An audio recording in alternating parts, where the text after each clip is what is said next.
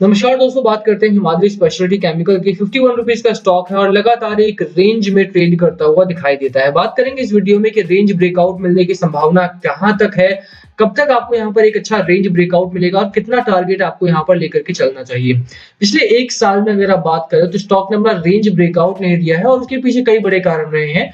ये साल आपका काफी वॉलेटाइल रहा है और बहुत सेक्टरल फोकस्ड रहा है। कभी ऑटो सेक्टर आपका बहुत तेजी से बढ़ा है, कभी बैंकिंग सेक्टर भागा है, कभी टेक्सटाइल सेक्टर भागा है।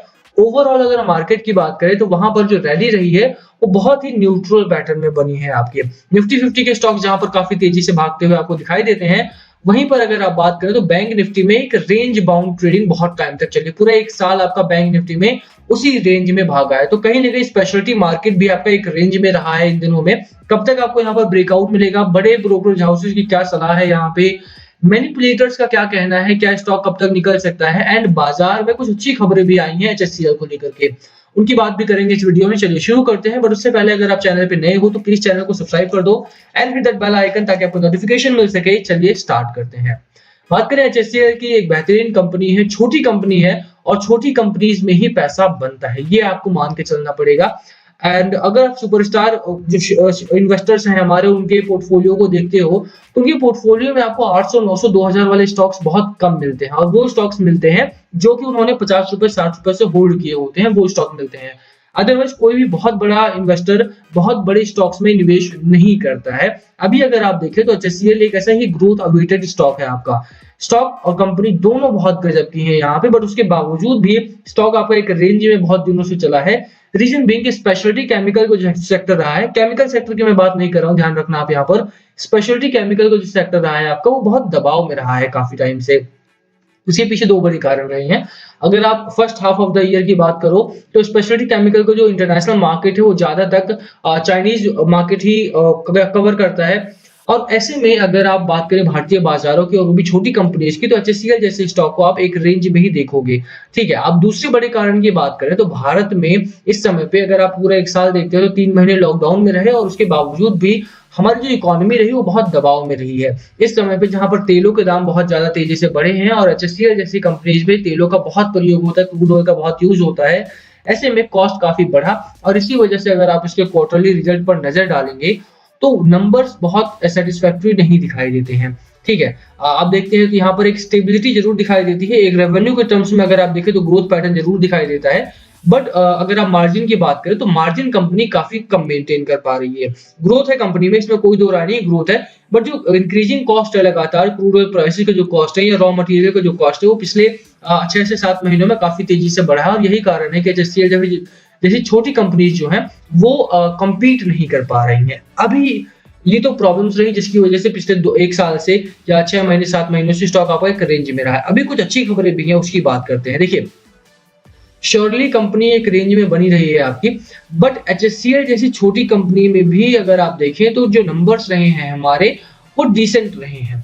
श्योरली सेटिस्फैक्टरी नहीं है, बट आपको ग्रोथ पैटर्न यहाँ पर देखने को मिलता है। जून 2020 से अगर आप देखें 260 करोड़ से कंपनी 541 करोड़ तक आ गई है। ठीक है, तो ग्रोथ आपको दोबारा कंपनी में दिखाई देती है। रेवेन्यू के टर्म्स में अगर आप बात करते हैं तो कंपनी में ग्रोथ पैटर्न दोबारा बना है। यही नहीं, अगर आप बात करें ऑपरेटिंग प्रॉफिट के टर्म्स में तो 3.2 करोड़ से बढ़ करके कंपनी 35 करोड़ तक चली गई है। तो 10 गुना 10 फोल्ड का इंक्रीज यहाँ पर आपको साफ तौर पर ऑपरेटिंग प्रॉफिट में भी देखने को मिलता है। मार्जिन भले ही आपका 6.5% के आसपास कम हो, बट कंपनी ने धीरे धीरे करके ग्रोथ यहाँ पर भी आपको दिखाई देती है। 1.5% से मार्जिन बढ़ा है हमारा 6.5% तक का। तो मार्जिन के टर्म्स में भी कंपनी में आपको साफ तौर पर ग्रोथ दिखाई देती है। और अगर नेट प्रॉफिट की आप बात करते हैं तो जून 2020 से यानी एक साल में 12 करोड़ से बढ़ करके year on year positive 12-14 crore तक का नेट प्रॉफिट तक कंपनी आ गई। तो ओवरऑल अगर आप ग्रोथ पैटर्न की बात करते हैं तो कंपनी लगातार ग्रोथ में है। बट अगर आप एक साल पहले चले जाते हैं तो यहाँ पर 100 करोड़ के आसपास का नेट प्रॉफिट कंपनी का हुआ करता था, वो आपको यहाँ पर देखने को नहीं मिलता है। जिसका सबसे बड़ा कारण है वो इंक्रीजिंग रॉ मटेरियल कॉस्ट है, second is increasing crude oil prices है। अगर ये दोनों चीजें नीचे आती हैं तो धीरे धीरे करके एचएससीएल में आपको एक अच्छी ग्रोथ पैटर्न देखने को मिलेगा। ये पहला कारण रहा है जिसकी वजह से एचएससीएल में गिरावट हुई है। बट ये चीजें जो है, फाइनेंशियल सिचुएशन जो है कंपनी को बहुत गजब की है, इसीलिए मैं बोलता हूँ हमेशा कि यहाँ से आपको निकलने की गलती नहीं करनी चाहिए। एचएससीएल एक ऐसा स्टॉक है, समय जरूर लगाएगा अपनी ट्रेजेक्टरी को ब्रेकआउट करने में। हो सकता है कि यहाँ पर आने वाले 1 महीने और वेट करना पड़े, बट ये स्टॉक ऐसा नहीं है जिसको अगर आप होल्ड करते हैं फॉर द लॉन्गर पीरियड तो आपको पछताना पड़ेगा, ठीक है। तो यहाँ पर आपको होल्ड करने की सलाह मेरी रहेगी। बाकी जो अगर आप बात करें फाइनेंशियल्स की, तो कंपनी का फाइनेंशियल्स बहुत अच्छा है। खबरों की बात करें तो कंपनी की खबरें भी बहुत अच्छी आ रही हैं इस समय पे। देखिए एचएससीएल में गवर्नमेंट ने पीएलआई स्कीम लागू कर दी थी और उसका जो डेट है वो दिसंबर से है, तो दिसंबर के आसपास यहाँ पर प्रोडक्शन लिंक्ड इंसेंटिव स्कीम जो है वो लागू हो जाएगी, तो उससे छोटी कंपनीज को काफी प्रॉफिट होगा। वो खबर मैंने आपको पिछली वीडियो में भी दिखाया था। सितंबर क्वार्टर का रिजल्ट जो है वो अवेटेड है और यही बड़ा कारण है कि स्टॉक जो है वो इन दिनों में काफी कम वैल्यू दे रहा है, काफी कम रेंज बना रहा है। अगर आप देखेंगे तो पिछले 2 दिनों का जो रेंज रहा है वो बहुत कम रहा है, बहुत छोटा रेंज रहा है यहाँ पे। इसी वजह से अगर आप यहाँ पर खरीदारी करना चाहते हैं तो अभी आप वेट कर सकते हैं और you can go for buying, but hold करना है आपको लॉन्ग टर्म के लिए। शॉर्ट टर्म के लिए यहाँ पर इन्वेस्टमेंट ना करें तो ज्यादा बेहतर रहेगा। अच्छी खबरें क्या है बाजार को लेकर के, तो देखो बाजार लगातार गिरावट में था, आप जानते हैं। और जब भी बाजार में गिरावट होती है तो छोटे स्टॉक होते हैं उसमें इस तरह का पैटर्न बनता है, एक न्यूट्रल पैटर्न बन जाता है। हालांकि गिरावट वाले बाजार में भी एचएससीएल ने आपको अच्छा खासा यहाँ पर जंप दिखाया था, बट जब बहुत ज्यादा प्रेशर बना बाजार पे तो यहाँ पर एक सपोर्ट लिया है बाजार ने, सपोर्ट लेकर के एचएससीएल आपका बना रहा है।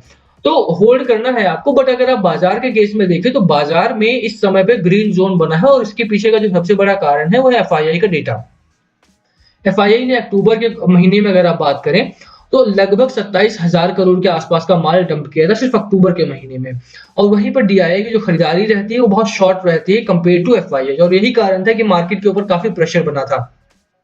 बट अगर इस हफ्ते की बात करें तो एफआईआई थोड़ी सी खरीदारी करते हुए दिखाई दिए हैं, पॉजिटिव रहे हैं एफआईआई भारतीय बाजारों को लेकर के।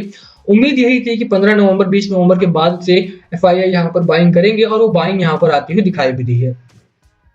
अगर आप देखेंगे तो पिछले एक महीने में 30 दिनों में, यानी ये 13 अक्टूबर से लेकर के 12 नवंबर तक का डेटा है, तो मैं सिर्फ एक अक्टूबर से 30 अक्टूबर की बात कर रहा हूँ कि 27,000-30,000 करोड़ के आसपास का माल डंप किया था। अब अभी भी अगर आप देखें तो 12 नवंबर से 13 अक्टूबर तक इन्होंने 20,000 करोड़ के आसपास का माल डंप किया था, ठीक है।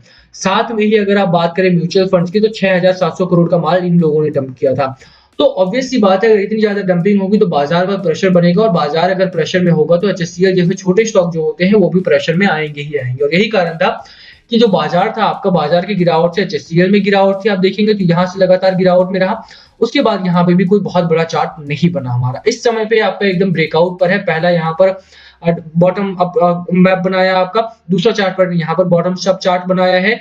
थर्ड टाइम में ये अच्छा ब्रेकआउट देगा और आपको अच्छा खासा यहाँ पर टारगेट अचीव होने वाला है। कुछ अच्छी चीज अगर आप बात करें, एफआईआई का डेटा बहुत अच्छा है। स्टॉक आपका 9 डे मूविंग एवरेज के ऊपर ट्रेड कर रहा है। साथ में अगर आप बात करें बोलिंजर की, तो बोलिंजर बैंड आपका slightly neutral to bullish zone में है यहाँ पे, और इसी पैटर्न में खरीदारी आपको करनी चाहिए। देखिए चार्ट पैटर्न आपका अच्छा है, फंडामेंटली कंपनी स्ट्रॉन्ग है, फाइनेंशियल कंपनी का अच्छे हैं। सितंबर क्वार्टर का रिजल्ट आने वाला है, वेट कर सकते हैं आप यहाँ पे। आई वुड से कि आप बाय ऑन डिप्स का खरीदारी करके बाय करें और उसके बाद धीरे धीरे करके आप होल्ड करें स्टॉक को। लंबे समय के लिए अगर आप होल्ड कर सकते हैं तभी यहाँ पर इन्वेस्टमेंट करना, क्योंकि ये स्टॉक जिस दिन निकलेगा अपर सर्किट पे अपर सर्किट लगाएगा, बट जब तक नहीं निकलेगा तो वो एक रेंज में आपको दिखाई देगा और बहुत बोर हो जाओगे आप इसे पकड़ के, ठीक है। तो वो चीजें आपको यहाँ पर मिस आउट नहीं करनी है, एटलीस्ट होल्ड करो तो लॉन्ग टर्म के लिए, otherwise do not invest in this company. बात करें डिलीवरी की, तो देखो खरीदारी यहाँ पे अभी भी चालू है। 34%, 38%, 34%, उससे पहले 32%, उससे पहले 29%। तो लगातार बाजार में एचएससीएल में खरीदारी है, बहुत अच्छी खरीदारी यहाँ पर मैं बोलूंगा कि हो रही है। और कारण यही है क्योंकि अब जो है स्पेशलिटी केमिकल का टाइम है, बाजार में क्रूड ऑयल के प्राइसेस कम हुए हैं, रॉ मटेरियल के प्राइसेस कम हो रहे हैं, डिमांड बढ़ी है, चाइना अंडर प्रेशर परफॉर्म कर रहा है, और इसी वजह से भारत के पास एक बड़ा मौका है स्पेशलिटी केमिकल का जो मार्केट है उसको कैप्चर करने का। छोटी कंपनीज को इसीलिए पीएलआई स्कीम में डाल करके उनको यूज किया जाएगा। तो ये खबरें बहुत सारी हैं, खबरें अच्छी हैं, एचएससीएल में निवेश करना चाहिए, होल्ड करना है लॉन्ग टर्म के लिए, इन्वेस्टमेंट भी लॉन्ग टर्म के लिए करनी है। शॉर्ट टर्म के लिए आप कोई बहुत बड़ा गोल ना बनाए तो ज्यादा बेहतर है। मैकडी आपका स्ट्रांगली बुल रन में है, हिस्टोग्राम आपके अपर साइड है, 4% खरीदारी का है, बट खरीदारी तभी करें जब लॉन्ग टर्म के लिए होल्ड कर सकें। एचएससीएल में जो आपका पहला टारगेट होगा वो 62 का होने वाला है, तो 62 का टारगेट लेकर के आप होल्ड कीजिए, खरीदारी कीजिए। वीडियो यहीं खत्म करते हैं। पसंद आए तो लाइक करना, चैनल पे नए हो तो सब्सक्राइब किए बिना मत जाना। Thank you for watching and yes please comment अगर कुछ पूछना हो तो। Thank you.